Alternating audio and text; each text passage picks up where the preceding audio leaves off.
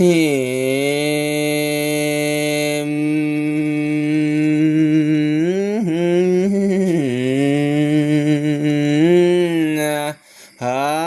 ทุมาเท่าจาตอเรวัตตา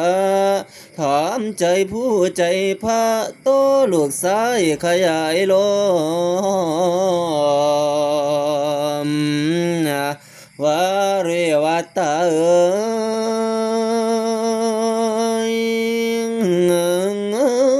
ทุกบ่มีเสื้อผ้าฝ่าเหือนดีพอลีอยู่ก็จริงแล้วทุกบ่มีเข้าอยู่ท้อง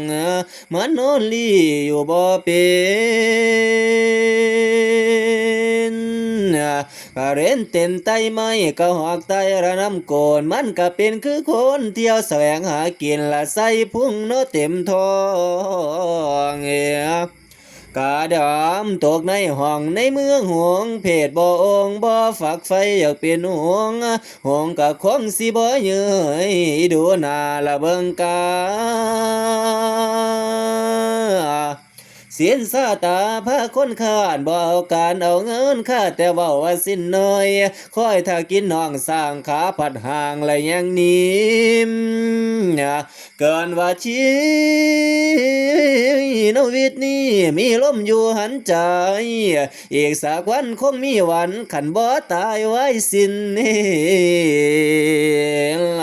ถ้าหากบ่มีดินจ้างก็บ่มีฟ้าบ่มีสุมพอหน้าน้อยสิได้หลายอย่างนอข้าร่มปากที่สอพอแม่นสิคุยอยู่ยังมือบ่คือเว้าละซื่อตรงขันมีดงต้องมีไม้ขันมีไถต้องมีขาดมีนักปราชญ์ท่านผู้รู้คนหัวก็หอมมีคนผู้ดีคนผู้ร้ายตายคือการลูกจะบนเมื่อเฮาเกิดมาจนลูกจงได้ปราบเปื้มพ่อคำสั่งและแต่งเอาท้องสีดีกับพ่อเบ้าสร้างเขาหล่อลงหลอมถึงเฮาเป็นท้องปลอมก็ย่อมดีกว่าเบียนหางชีวิตโจรทนรับจ้างหาสตางค์ด้วยหยาดเหงื่อก็ยังดีกว่าเสือที่ถูกขังอยู่ทำบ่เจอเนื้อละตอนขายไม่กระเพื่อยที่แสนยุ่งอยู่ในบุงก็เกินค่าไม่บ่มีราคาได้สิเปลืองผ้าอีโป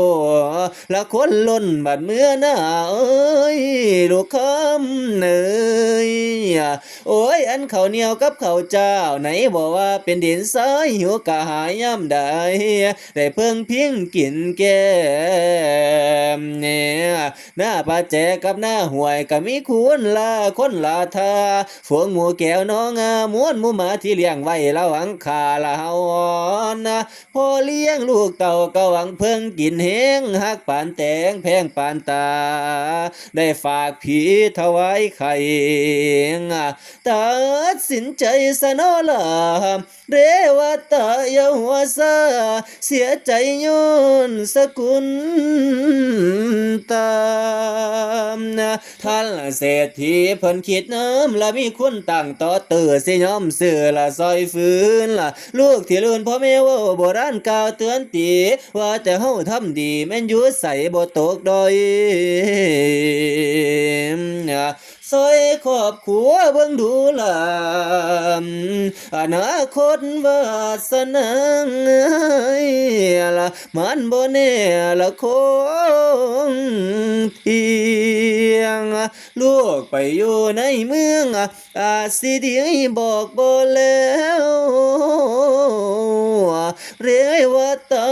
ยน้องลูกแก้วขันไปแล้วอยู่บ่ได้จะโง่คงว่าตาคือเหินว่าตาคืนหนึ่งโอ้ย